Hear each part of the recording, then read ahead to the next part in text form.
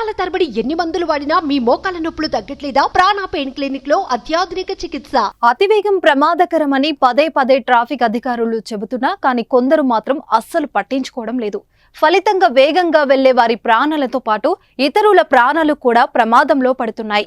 తాజాగా హనుమకొండ జిల్లాలో ఇలాంటి ప్రమాదమే జరిగింది. ఓ పాఠశాల బస్సు యూటర్న్ తీసుకుంటుండగా కారు ఢీకొట్టింది. కారు ఢీకొట్టిన వేగానికి ఆ స్కూల్ బస్సు బోల్తా పడింది. ఈ ప్రమాదంలో 3 విద్యార్థులతో పాటు కారులోని 3కి తీవ్ర గాయాలయ్యాయి.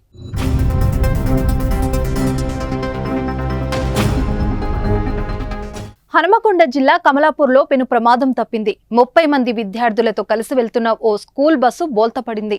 గురువారం సాయంత్రం ఏకశిల పాఠశాలకు చెందిన స్కూల్ బస్సు విద్యార్థులను దించడానికి వెళ్తుంది.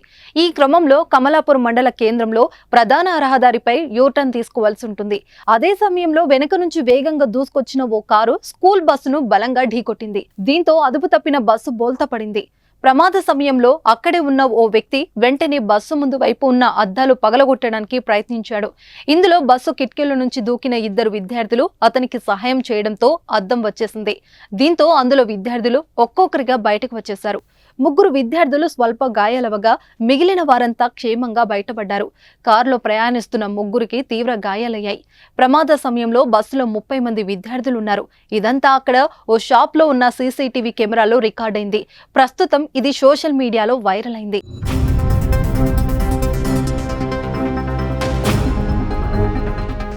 సుమన్ టీవీలో మీ పర్సనల్ అండ్ బిజినెస్ ప్రమోషన్స్ కోసం కింది నెంబర్కి కాంటాక్ట్ చేయండి.